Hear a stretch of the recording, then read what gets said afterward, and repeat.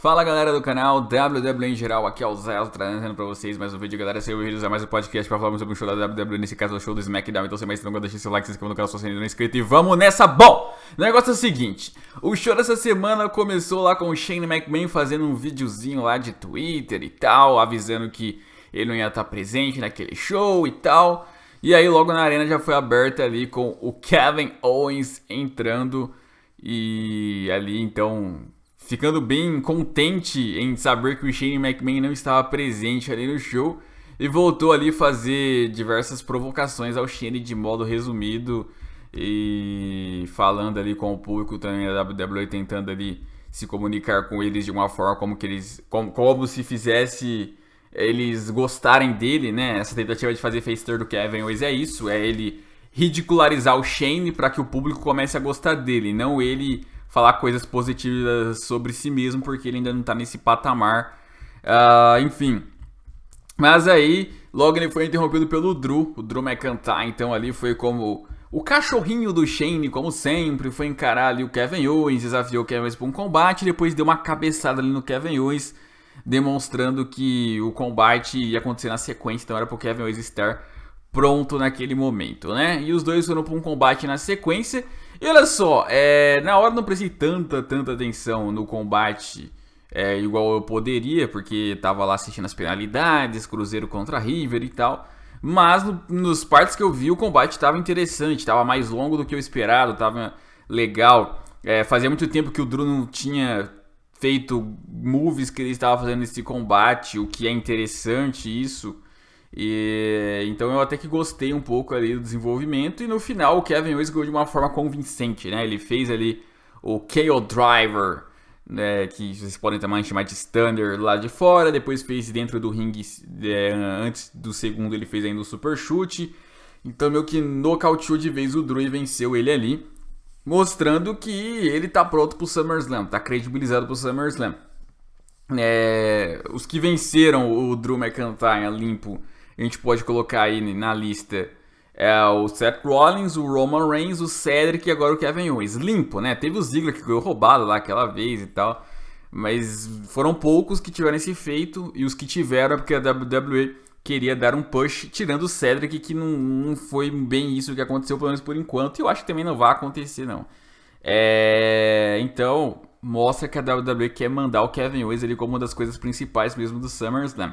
Assim, cara, o negócio é o seguinte, o Kevin Owens empolgar pra valer, pra chegar no Canadá, lá no SummerSlam, fazer um combate, ganhar provavelmente, e depois a WWE voltar a não investir no Kevin Owens, sabe? Vamos fazer só pra agradar o público canadense e depois dane-se o Kevin Owens de novo.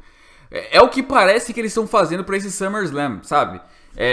Eu não quero ser aqui o cara negativo, o cara do contra, mas esse SummerSlam pra mim tá com um card muito chato. Eu não tô empolgado com o card desse SummerSlam. É claro que o SummerSlam é um pay-per-view, talvez o maior pay-per-view que ilude os fãs, né? Porque é impressionante como todo SummerSlam tem um card até que bonitinho ali, e chega na hora, chega na prática, muitas coisas ali acabam não sendo tão legais, um ou outro combate que se salva.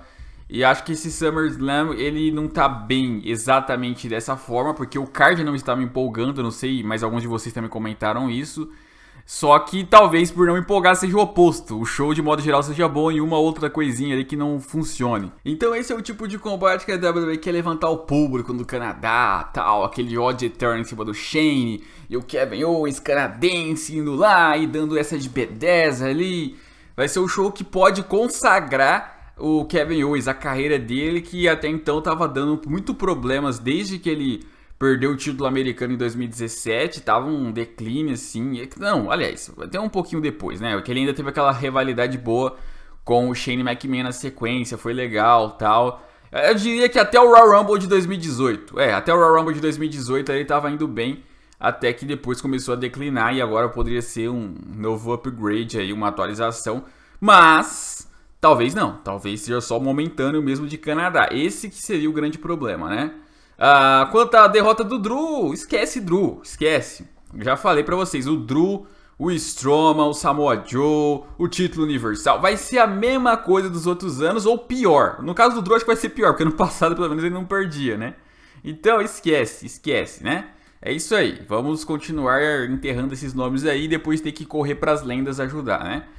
De qualquer maneira, lá então, na sequência tivemos o Aleister Black no backstage, né? Falando sobre o combate que ele teve com o Mr. Cesaro, né? É legal o jeito que ele fala, né? O Mr. Cesaro. E encarando mais um desafio. E aí mais tarde o Sami Zayn responde isso numa outra entrevista lá, falando que no Canadá ele vai lá para enfrentar o Aleister Black, né? E, enfim, confirmando isso, que eu achei também muito interessante, porque você tá falando de dois wrestlers ali sensacionais que fizeram muita história no NXT em períodos diferentes. No NXT, se eles fossem lutar, era uma luta que com certeza teria ali a avaliação de 5 estrelas, com certeza o público ia ficar extremamente animado. Só que aí é que tá, o Aleister Black contra o Cesaro foi bom e o público não tava tão animado. Dessa vez eu acho que eles se animam porque escolheram o Sami Zayn. E o Sami Zayn é canadense, vai acontecer no Canadá, então pode ser que nessa luta eles se animem bastante ali durante ela, então seria interessante de ver. Acho que foi a escolha certa. Eu acho que foi a escolha certa pra manter essa streak, digamos assim, do Aleister Black que eu acho que eles vão fazer no começo. E ter ali então um cara ainda local pra deixar o público animado. Eu acho que isso empolgou. Acho que o Aleister Black vence. Não vi se nem tá conformado pela WWE em si, mas deve ser isso mesmo, não ia citar à toa. Acho que o Aleister Black vence. E ainda torço pra que, sei lá, o Sami Zayn faça uma ótima luta, perca, termine aplaudido, e aí isso mexa com ele e faça com que ele faça uma face turn. Até porque o Kevin Owens tá face, então faria sentido o Sami Zayn também tornar face ali, os dois amigos e tal. E volte a ser face, que foi sempre a melhor forma que ele agiu, a melhor forma como ele foi sempre babyface ali. O que faltou pra ele foi push, não era o fato de ele ser face, ser frouxo, digamos assim. Não, ele era legal face, faltou push mesmo. Então, voltando ele para as origens, acho que poderia também dar uma ajudada na carreira dele, né? Aí na sequência fomos ter lá um combate de duplas da Ember Moon e da Bayley, adversárias do SummerSlam contra Alexa Bliss e Nikki Cross, onde no final lá parece que teve um desentendimento da Ember Moon com a Bayley, e aí a Alexa Bliss aproveitou aquilo e finalizou ali a Ember Moon, fez contagem nela e ganhou o combate junto com a Nikki Cross. A Ember Moon foi levantada ali pela Bayley, que parecia que ia ajudar a parceira, mas nada disso, mandou um Bayley to Bayley ali nela, até porque a Ember Moon atacou ela na semana passada, então ela só revidou agora. Só que essa vitória da Alexa Bliss aí pode representar talvez uma entrada dela nessa luta, né? Eu não sei se a WWE deixaria de fora a Alexa Bliss do SummerSlam não, porque é alguém que atrai bastante público e tal. Eu não sei como é a popularidade lá no Canadá, mas pode ser grande. É uma super estrela que a WWE considera importante e todas as mais importantes vão estar participando. A Bayley, a Charlotte, a Trish, a Becky, a Natália mais ou menos. A Ember Moon aí talvez seja que não seja tão importante no momento, mas que vá ser investida. E você tem aí então a Alexa Bliss, a única de fora. Então, é claro que a Carmella também deve ser envolvida em alguma coisa lá com o título 24/7, o R-Truth, mas enfim, e aí a Alexa ficaria de fora mesmo, depois dessas últimas semanas de storyline aí, que vai tendo, junto com a Nikki Cross. Talvez, de alguma maneira, na próxima semana, ela consiga entrar nessa luta aí, do jeito que ela é ligeira, vai fazer algum pedido lá de backstage e conseguir isso, então é possível, né? A gente estava programado para ter o anúncio do Daniel Bryan também aí, que ele iria fazer, só que no fim das contas ele não anunciou nada de novo e foi embora, né? Então, continua aí um mistério o que será esse anúncio do Daniel Bryan e quando ele irá acontecer. Deve acontecer ou semana que vem, e aí ser algo envolvendo o SummerSlam, ou ele nem sequer participa do SummerSlam, não faz o anúncio, faz o anúncio só depois do SummerSlam. Estão especulando de ser lá o 205 Live, de ir para a divisão Cruiserweight, que não é um rebaixamento, diria eu. Eu acho que é apenas assim uma forma de ele ir para um lugar onde ele sempre teve curiosidade de como é. Tem vários superstars lá que ele sempre quis enfrentar. Alguns já até saíram de lá, já saíram da WWE. Mas foi bom quando tava com o Neville. Foi bom, assim, bom entre aspas, com o Enzo Amore. Pelo menos esteve em alguns eventos principais de show e tal. A categoria foi mais vista. E depois parou. Então o Daniel Bryan poderia ser esse cara a trazer de novo aí essa visibilidade para essa divisão que é muito boa. Então ele poderia fazer um papel de Neville, por exemplo, né? Não é um rebaixamento se o cara tiver um booking decente, sabe? É você pegar uma categoria menor e elevar ela. Então, Acho que pro Daniel Bryan pode ser algo que funcione, mas se for isso mesmo, claro que a gente não tem certeza ainda, preciso esperar para ver se é exatamente isso que vão fazer com o menino Daniel Bryan ou não. Mas novamente ele não anunciou nada. Aí depois nós tivemos lá a presença do Jerry The King Lawler junto ali então com a Trish Stratus aparecendo ali mais uma vez para ter uma espécie de entrevistas ali. E aí então ele vai e comenta lá que a Trish não apareceu no Raw de reunião da semana passada. Ela falou que acabou não dando muito certo porque ela estava passando lá um tempo com a família, férias. E aí o Lawler falou lá então que diversos lutadores falaram ali que gostariam muito de ter um último combate se pudessem, né? E foi e perguntou pra Trish, você não gostaria de ter um último combate também, um combate final? E aí você já fica meio que manjado já o que eles iriam fazer, já que já estava sendo especulado, já que ia ter Charlotte contra a Trish antes mesmo de anunciarem que a Trish estaria presente nesse SmackDown. Aí a Trish vai e fala que a WWE tá sempre no seu sangue, tá no seu coração, na sua alma. E antes que ela terminasse, aparece a Charlotte, então, e aí você já fica tudo manjado, né? A Charlotte vai e fala ali que ela é a maior lutadora de todos os tempos, e é um absurdo ela não estar no SummerSlam. E fala, parabéns, Trish, por você ser mãe e tal. Aí quando ela tava entrando ainda, ela pediu pro Jerry abaixar as cordas pra ela entrar ali, no maior luxo total.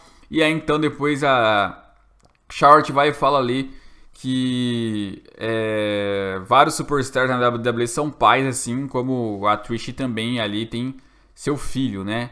Mas no caso, a Trish ainda não teve o maior momento da vida dela, que no caso é ter um combate contra a rainha no SummerSlam. Desafiou então ali a Trish para um combate, falando que agora as coisas mudaram e que as mulheres atualmente são as que estão mudando definitivamente a indústria, né?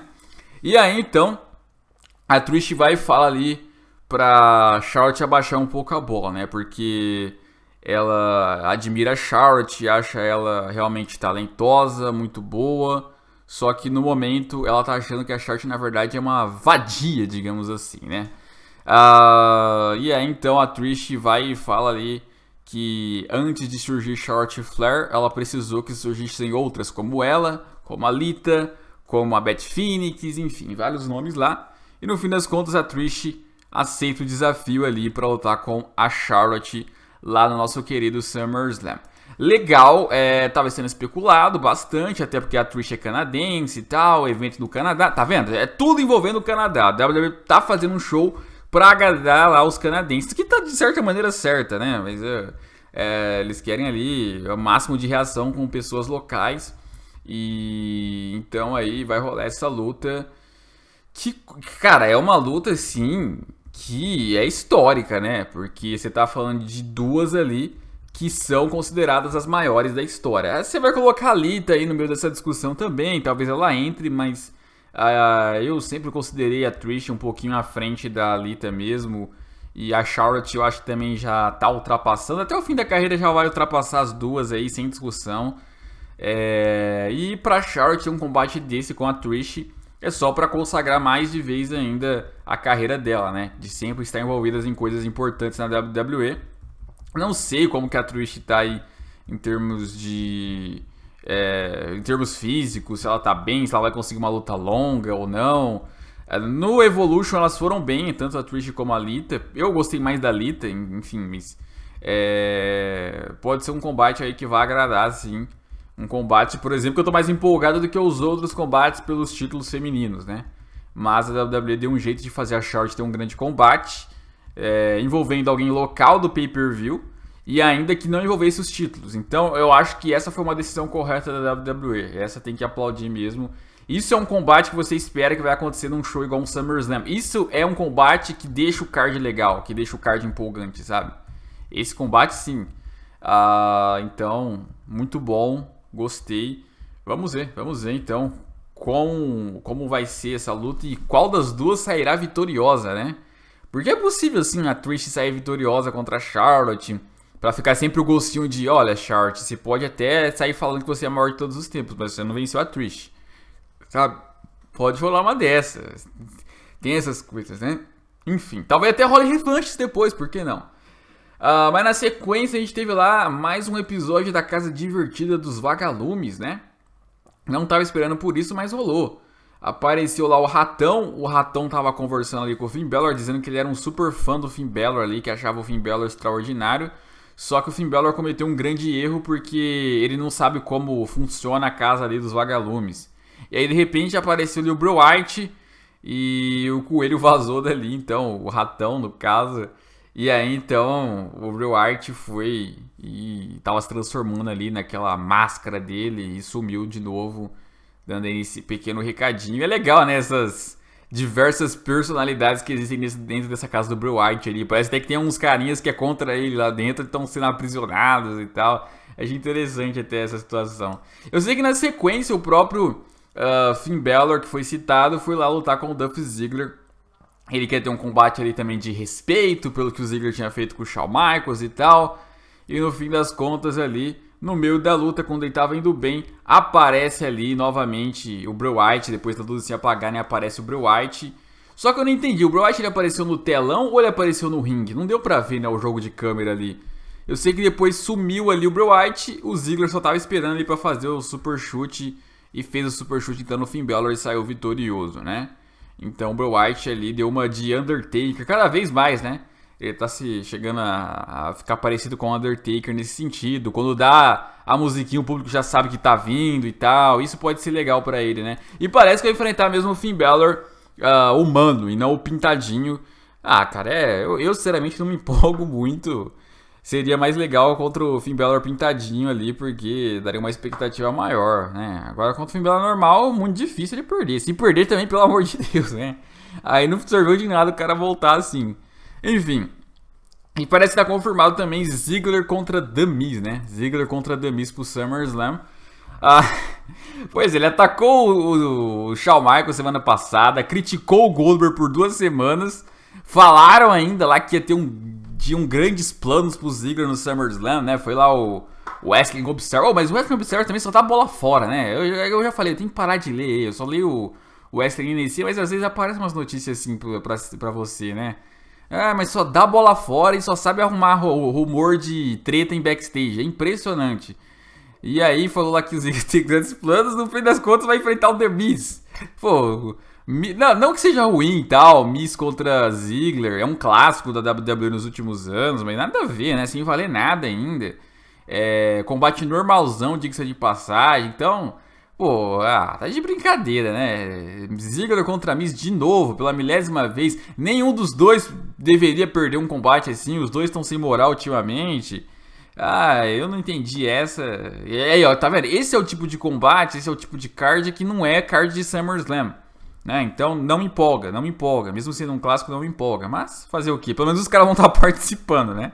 Bom, aí depois a gente foi lá para um combate do Shinsuke Nakamura contra o Mustafa Ali. Um combate ali que eu não estava esperando que ia acontecer, porque já aconteceu no Smackville, por exemplo. E aconteceu novamente. E aí o Mustafa Ali dessa vez saiu vitorioso com um rolamento, né? Eu na hora não tinha visto se era pelo título, né? Eu achei até que era, pensei que ele era o novo campeão, mas no fim das contas não era valendo o título. O que deu uma desanimada, porque significa que agora o Mustafa Ali pode pedir uma chance pelo título intercontinental do Nakamura, porque venceu o Nakamura. E vai ter mais uma chance então, tirando aquela do Smackville. Não deve ser o Roman Reigns o desafiante do Nakamura, deve ser realmente Nakamura contra Mustafa Ali, igual era especulado inicialmente. E mais, né? E deve ainda acontecer no SummerSlam. Eu acho que esse combate tem tudo para ser no kickoff do show, para ser um combate do kickoff ali a se fazer, porque o público ali que tava assistindo não tava nem ligando o que tava acontecendo, na verdade, né? A WWE realmente jogou de fora, né? Por exemplo, o Ziggler e o Miz paradões aí enfrentando esse combate eram nomes que poderiam estar com o título, né? Mas o Drew perdendo lá era um nome que podia estar com o título, mas fazer o que, né? Bom, eu sei que na sequência a gente foi lá para um combate do Kofi Kingston contra o AJ Styles, que não estava programado antes, nem entendi direito ali. Apareceu do The Club, né? O OC contra o New Day. Até pensei ali que, pô, será que vão começar uma rivalidade agora? Depois no futuro vai ter um 3 contra 3, tal, as duas principais stables do main roster. Mas não, rolou lá a luta, tal, tava acabando o show inclusive, eu falei, ué, Será que eles cancelaram o anúncio do Roman Reigns? Esse vai ser o evento principal mesmo? Que estranho, né?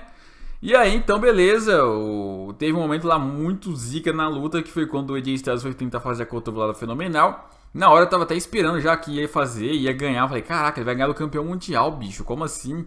Mas não, o Kofi reverteu ali de uma forma bem legal ali com o Drop Paradise. E é uma coisa que tem no game da WWE, não sei o último, mas os últimos dois ali, esse último eu não sei agora, mas o 18 e 17 tinha, que era um reversal que o Kofi fazia mesmo ali no Oh My God Moment. Quando o cara ia saltar a terceira corda, ele revertia aí. Só que eu nunca vi na real, né? E aí rolou então ali, foi bem legal esse final da luta. Ele ganhando ali então do AJ Styles, né? Mas não serviu de nada, só pra cumprir tabela de show mesmo, porque o Kofi vai enfrentar o Orton e o AJ Styles vai enfrentar o Ricochet. Mas aí chamou a atenção que depois o Roman Reigns estava vindo lá pelo backstage, eu olhei a hora, faltavam uns 3 minutinhos pra acabar o show, falei, caramba, vamos ver, né? Na hora que ele foi andando pelo backstage, ali a repórter esperando ele, eu já estava imaginando, alguém vai atacar ele, alguém vai bater nele, porque vai terminar o show assim, porque não dá tempo de ele anunciar o que ele vai fazer, né? E aí, não foi bem um ataque, foi uma tentativa de morte ali, né? Jogaram ali os equipamentos pra cima do Roman Reigns, e aí deu pra ver ali que era uma cena gravada, tal, ali, edição, e meio que caiu ali os equipamentos em cima dele e tal, só que não machucou tanto, parece que o equipamento ainda bateu em outro ali e ficou meio que pendurado ali, quase que pegando no Roman Reigns em cheio, mas não chegou a pegar em cheio. Ele ficou bem, conseguiu sair ali, ser atendido e tal, mó desespero, e terminou o show assim. E aí fica a dúvida, quem tentou jogar aquelas coisas no Roman Reigns para impedir que ele fizesse um anúncio pro SummerSlam, né?